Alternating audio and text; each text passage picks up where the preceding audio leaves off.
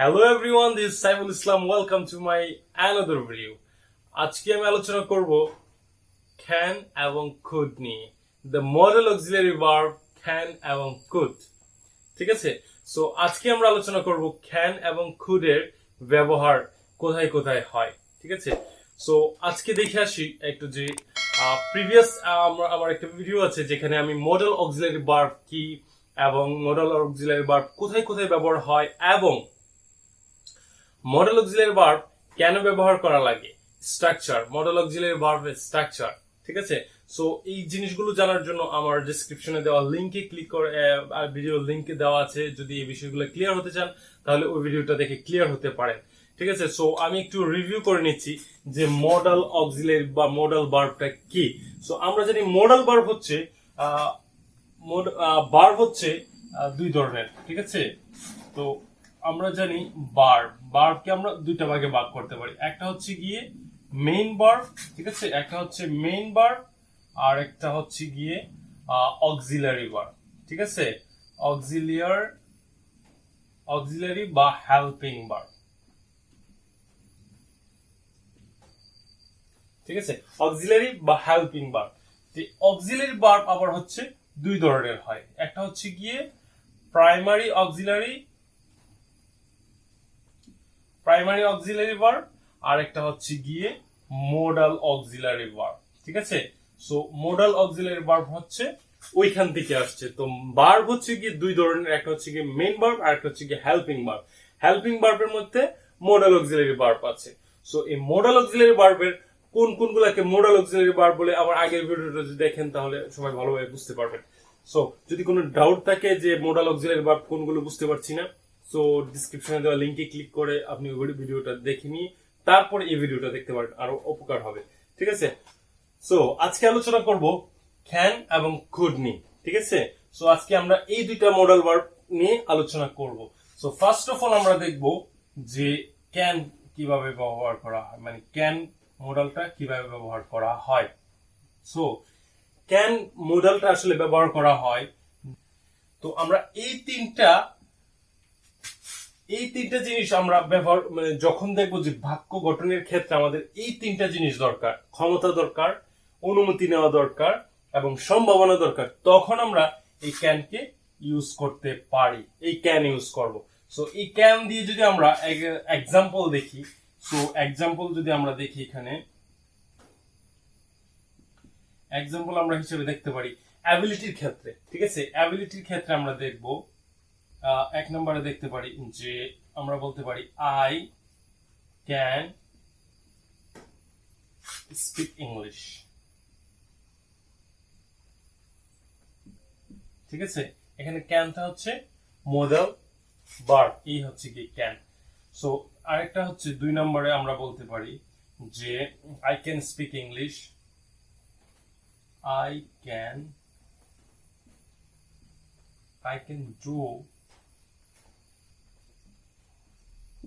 do the work, I can do the work। এই ক্যানটা হচ্ছে কি, আমি একটা জিনিস খেয়াল করেন, ক্যানের পরে, মডেলের পরে সবসময় ভার্বের কি হয়, বি1 হবে। ঠিক আছে? সো এটা খুব বেশি ইম্পর্টেন্ট। তো আরেকটা অ্যাবিলিটির ক্ষেত্রে হি ক্যান প্লে ফুটবল। ঠিক আছে? সো এই তিনটা জিনিসই কিন্তু আমরা অ্যাবিলিটির ক্ষেত্রে ব্যবহার করতে পারি। যখনই আমাদের কোনো অ্যাবিলিটি প্রয়োজন হবে, যে অ্যাবিলিটি বোঝানোর জন্য যে আমি এখন অ্যাবিলিটি বোঝাবো, তখন আমরা এই ক্যানটাকে ইউজ করতে পারি। ঠিক আছে? সো এটা গেল অ্যাবিলিটির ক্ষেত্রে। এখন যদি আসি আবার আমরা এখন পারমিশনের ক্ষেত্রে দেখতে পারি। ঠিক আছে? পারমিশনের ক্ষেত্রে হচ্ছে আমরা বলতে পারি যে can I go to my home. ঠিক আছে? পারমিশনের ক্ষেত্রে আমরা এটা বলতে পারি যে can I go to my home, আমি এখানে পারমিশন নিতেছি যে আমি কি এখন আমার বাড়ি যেতে পারি। তো এই যে পারমিশনটা হচ্ছে, এটা হচ্ছে গিয়ে একটা পারমিশনের ক্ষেত্রে। আরেকটা বলতে পারি যে ক্যান আই টেক টি, আমি কি চা নিতে পারি অথবা খেতে পারি।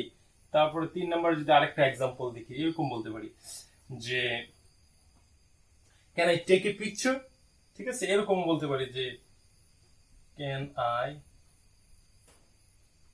টেক এ পিকচার, ঠিক আছে। সো এইটা বোঝাচ্ছে আপনার পারমিশন বোঝাচ্ছে এটা দিয়ে।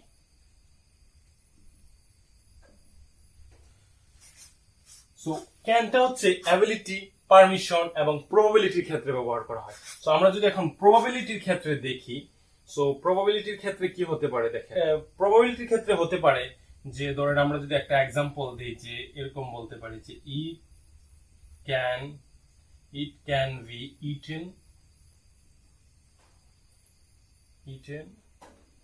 By me.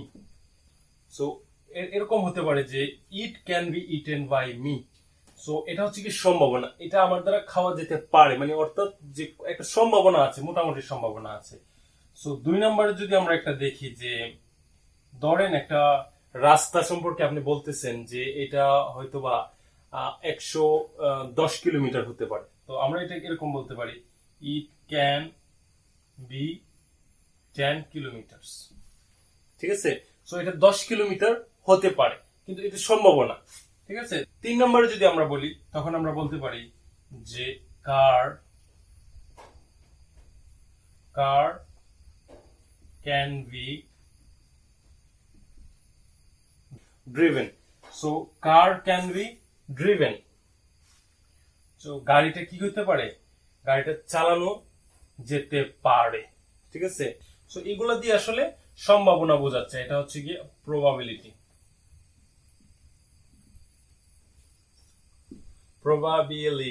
ঠিক আছে, প্রবাবিলিটির ক্ষেত্রে। সো ক্যানটা আসলে 3টা ক্ষেত্রে ব্যবহার করা হয়, একটা হচ্ছে কি অ্যাবিলিটির ক্ষেত্রে, আপনার ক্যাপাবিলিটি অথবা অ্যাবিলিটি, ঠিক আছে। আর একটা হচ্ছে পারমিশনের ক্ষেত্রেও ক্যান ব্যবহার করতে পারি। তারপরে হচ্ছে যে ধরেন প্রবাবিলিটি, কোনো কিছুর সম্ভাবনা যে এটা হতে পারে, এরকম হতে পারে, এই সম্ভাবনার ক্ষেত্রে আমরা ক্যান ব্যবহার করতে পারি। সো আমরা এখন দেখব কুডের ব্যবহার, ঠিক আছে। সো এখন আমরা দেখব কুড কখন ব্যবহার করা হয়, ঠিক আছে। কুড আমরা কখন ব্যবহার করব, কুড ব্যবহার করব অতীতের কোনো অ্যাবিলিটির ক্ষেত্রে, ঠিক আছে। তারপরে অতীতের কোনো পারমিশনের ক্ষেত্রে আমরা কুড ব্যবহার করতে পারি। তারপরে হচ্ছে সম্ভাবনার ক্ষেত্রে ব্যবহার করতে পারি, বাট সম্ভাবনাটা কত, 50%-এর নিচে 40% যখন সম্ভাবনা দেখবো যে এটা হতে পারে, সম্ভাবনা আছে খুবই কম, 40%, 50%ও না, তখন আমরা এই কোড ব্যবহার করতে পারি। ভদ্রতার ক্ষেত্রে, ঠিক আছে, ভদ্রভাবে কোনো কিছু বলার ক্ষেত্রে আমরা এই কোড ব্যবহার করতে পারি, ঠিক আছে। তো এখন দেখি একটা এক্সাম্পল দেখি, আমরা এক্সাম্পল যদি আমরা দেখি, একটা এক্সাম্পল খেয়াল করেন যে পাস্ট অ্যাবিলিটির ক্ষেত্রে, ঠিক আছে। তাহলে ফার্স্ট অ্যাবিলিটির ক্ষেত্রে আমরা যদি এরকম বলি যে he could speak English,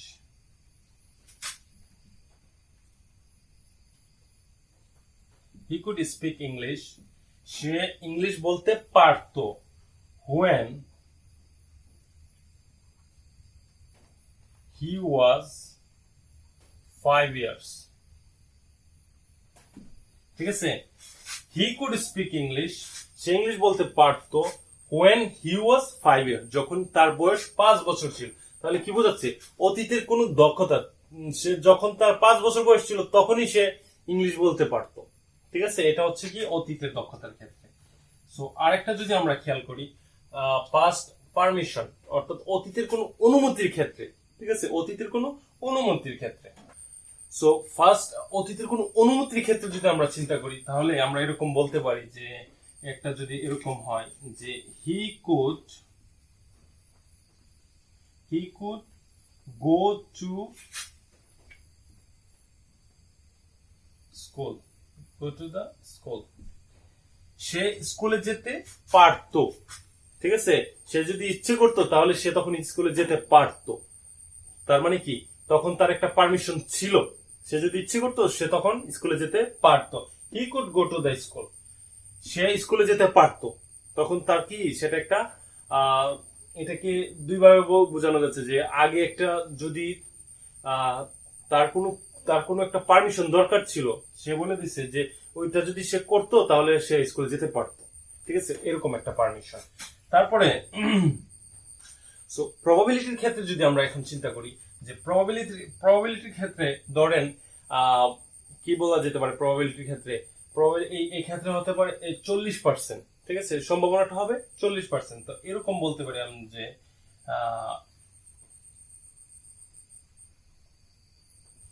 it could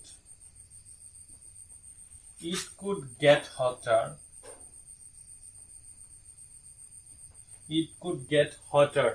অর্থাৎ much hotter, it could get much hotter in July,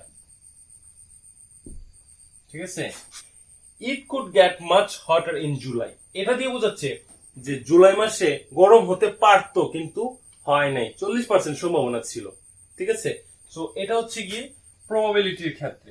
so পোলাইট্রির ক্ষেত্রে আমরা যদি বলি, তো এরকম বলতে পারি যে could you please give